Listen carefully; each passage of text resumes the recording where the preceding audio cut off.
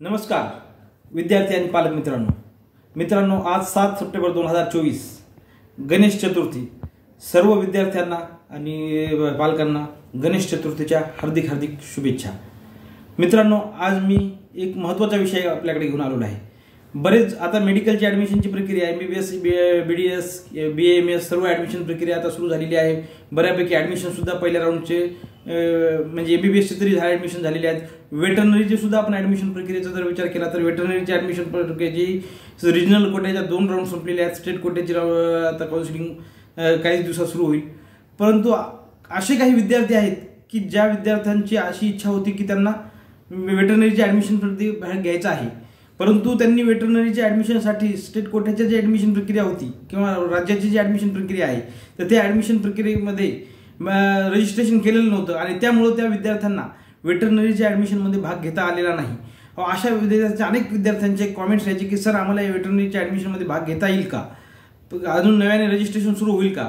परंतु विद्यार्थी मित्रांनो, महाराष्ट्र ॲनिमल हजबंड्रीचे जे ॲनिमल आणि फिशरी सायन्स युनिव्हर्सिटी जी आहे त्यांनी तर काही अजून ॲडमिशन प्रक्रियेबाबत किंवा रजिस्ट्रेशनची प्रक्रिया सुरू केलेली नाही, परंतु VCI मार्फत एक वेटरनरी ॲडमिशन प्रक्रिया एक सुरू झालेली आहे। तर वेटरनरी ॲडमिशन VCIची काय प्रक्रिया असते तर सर्वच कॉलेजेस जे आहेत भारतातील ज्या सर्व कॉलेजेस आहेत वेटरनरीचे तर ते वेटरनरी काउन्सिल ऑफ इंडियाला अटॅच आहेत आणि त्या वेटरनरी काउन्सिल ऑफ इंडिया मार्फत देशातील सर्व कॉलेजच्या 15% जागा या प्रक्रियेमार्फत किंवा सेंट्रलाइज प्रक्रियेमार्फत भरल्या जात असतात। तर या प्रक्रियेच्या अनुषंगाने तर काय किती जागा उपलब्ध आहेत, मग आम्हाला रजिस्ट्रेशन करता येऊ शकतं का, त्यानंतर या जागेला कोण पात्र आहे, त्यानंतर ही प्रक्रिया कधीपासून सुरू होणार आहे, या अशा अनेक प्रश्न आहेत। या सर्व प्रश्नांची उत्तरे घेऊन मी आज आपल्यासमोर आलेलो आहे। मी अनिल चव्हाण ABC काउन्सिलिंग या आपल्या YouTube चॅनलमध्ये आपल्या सर्वांचं स्वागत करतो। मित्रांनो, वेटरनरी ॲडमिशनचे तुम्हाला मी पूर्वीच सांगितलं आहे की आपण जर राज्याच्या वेटरनरीच्या प्रक्रियेमध्ये जर भाग घेतलेला नसेल तर आपल्यासाठी ही एक खूप चांगली संधी उपलब्ध आहे। या जागे मग याच्यात किती जागा उपलब्ध आहेत, काय आहेत, याबाबतची संपूर्ण माहिती मी तुम्हाला देणारच आहे। तर विद्यार्थी मित्रांनो, एकूण भारतामध्ये एक 25 वेटरनरी कॉलेजेस आहेत, म्हणजे 22 राज्यातल्या 25 वेटरनरी कॉलेजमध्ये जवळपास 734 जागा हे या ऑनलाईन किंवा या VCI मार्फत भरल्या जात असतात। आणि महाराष्ट्र राज्याच्या आपल्याला माहीत आहे महाराष्ट्र राज्यात 5 कॉलेजेस आहेत। या 5 कॉलेजेसमध्ये आपल्याला जवळपास 68 जागांसाठीची ही प्रक्रिया आता VCI मार्फत नव्याने जाहीर झालेली आहे।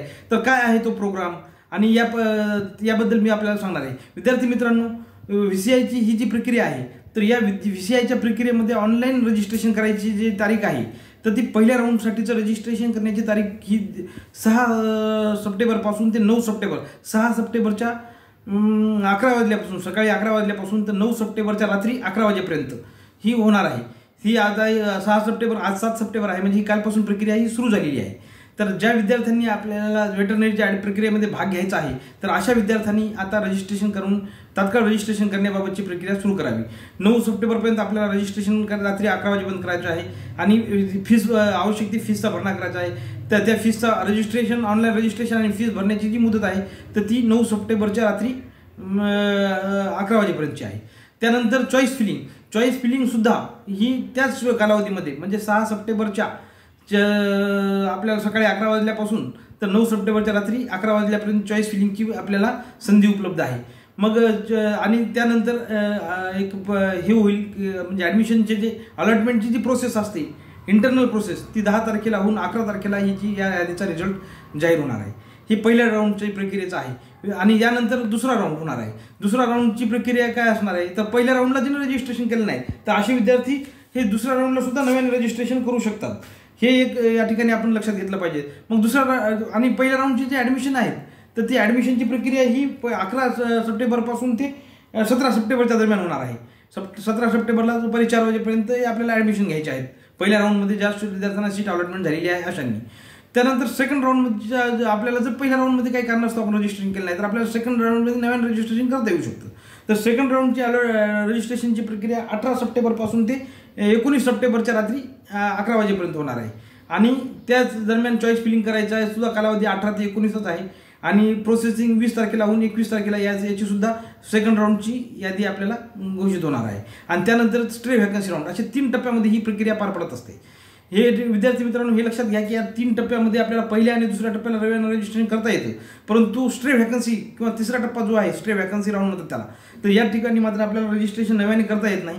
ज्या पहिल्या आणि दुसऱ्या राऊंडला ज्यांनी रजिस्ट्रेशन केलेले आहे अशाच विद्यार्थ्यांनी त्या ठिकाणी स्ट्रे व्हॅकन्सीला आपल्याला संधी दिली जाते. स्ट्रे व्हॅकन्सीचे काय नियम आहेत, पहिल्या आणि दुसऱ्या स्ट्रे व्हॅकन्सीच्या किंवा दुसऱ्या राऊंडचे काय नियम आहेत हे मी तुम्हाला वेळोवेळी आपल्याला अपडेट देणार आहे. परंतु सध्या आपण पहिल्या राऊंडच्या प्रक्रियेबाबत मी जे पूर्ण सांगितले आहे तर त्यानुसार आपली ही प्रक्रिया होणार आहे. विद्यार्थी मित्रांनो, मग यासाठी कोण इलिजिबल असणार आहे, तर ज्यांना नीट आपण जी नीट दिलेली आहे 12वी नंतरची परीक्षेच्या वेळेस, तर NTA मार्फत जी नीट कंडक्ट केलेली आहे त्या नीटमधील ज्या विद्यार्थ्यांना क्वालिफाय झालेले आहेत ते सर्व विद्यार्थी यासाठी इलिजिबल असणार आहेत. याशिवाय फिजिक्स, केमिस्ट्री, बायोलॉजी आणि इंग्लिश याला ॲग्रिगेट ओपनच्या कॅन्डिडेटसाठी 50% आणि राखीव जागेचा उमेदवार असेल SC आणि STचा तर त्यांच्यासाठी मात्र 47.50% एवढे ॲग्रिगेट मार्क असतील तर ते सुद्धा या इलिजिबिलिटी क्रायटेरिया या ठिकाणी त्यांनी सांगितलेलं आहे.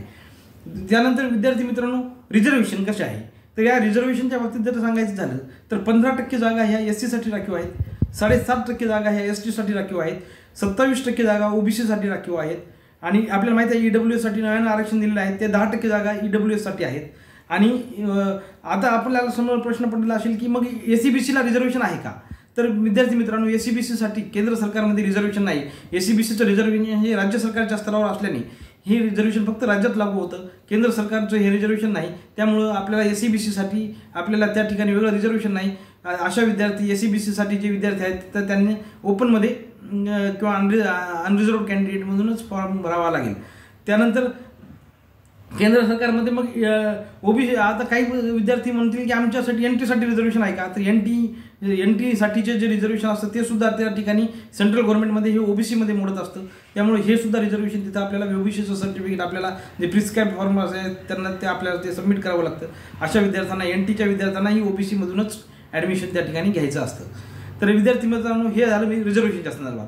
मग आता आपल्याला या ठिकाणी आपल्याला जी फीस भरायची आहे तर किती फीस असणार आहे, तर या ठिकाणी ओपन आणि EWSच्या कॅन्डिडेटसाठी ओपनसाठी फीस आहे ओपनसाठी 1000 रुपयाची फीस आहे, EWS OBCसाठी 900 रुपये फीस आहे आणि जे SC ST आहे जे कॅन्डिडेट आहेत तर अशासाठी आपल्याला जवळपास SC ST आणि फिजिकली हँडिकॅप्ड यांच्यासाठी 500 रुपये फीस आहे. फिजिकली हँडिकॅप्डसाठी वेगळ्या जागा नाहीत, परंतु प्रत्येक कॅटेगरीच्या 5% जागा ह्या त्यांच्या त्या संबंधित कॅटेगरीतून ह्या फिजिकली हँडिकॅप्डसाठी या ठिकाणी राखीव असतात. हे इथं मला सांगावं असं वाटतं. विद्यार्थी मित्रांनो, आपल्याला ह्या प्रक्रियेबाबत मी आपल्याला थोडंसं माहिती दिलेली आहे. यानंतर स्ट्रे व्हॅकन्सी राऊंड किंवा सेकंड टप्प्याची जी ॲडमिशन प्रक्रिया आहे, प्रत्येक राऊंडचे काय नियम आहेत याबद्दलही मी तुम्हाला वेळोवेळी व्हिडिओद्वारे आपल्याला ही माहिती मी देत राहणार आहे. परंतु विद्यार्थी मित्रांनो, आपल्याला चॉईस फिलिंग करत असताना किंवा जो ॲप्लिकेशन फॉर्म भरत असताना एक गोष्ट लक्षात ठेवायची आहे, आपण NTAला जो मोबाईल नंबर आणि ईमेल ID दिलेला आहे तर तोच ईमेल ID आणि मोबाईल नंबर या ठिकाणी सुद्धा वापरणं आवश्यक आहे असं त्यांनी आपल्या सूचनेमध्ये सांगितलं आहे. आणि त्यामध्ये जर बदल असेल तर ती विद्यार्थ्यांची वैयक्तिक जबाबदारी असं त्यांनी नमूद केलेलं आहे. विद्यार्थी मित्रांनो, कॉलेज किती उपलब्ध आहेत, किती कॉलेजला कोणत्या जागा उपलब्ध आहेत याबाबतची सुद्धा संपूर्ण माहिती www.vci.admission.nic.in या वेबसाईटवर त्यांनी दिलेली आहे. वेबसाईटची लिंक मी आपल्याला डिस्क्रिप्शन बॉक्समध्ये देणारच आहे. आपण त्याबाबत वेळोवेळी जे इन्फॉर्मेशन ब्राउचर आहे किंवा सीट मॅट्रिक्स आहे तसेच नोडल ऑफिसरचे सुद्धा त्यांनी कॉन्टॅक्ट नंबर दिलेले आहेत. म्हणजे आपला ॲडमिशन घ्यायला गेल्याच्यानंतर कोणत्या कॉलेजला आपण जायचं, कोणत्या कॉलेजला तिथे गेल्याच्यानंतर कुणाशी संपर्क करायचा याबाबतची सुद्धा त्यांनी माहिती दिलेली आहे.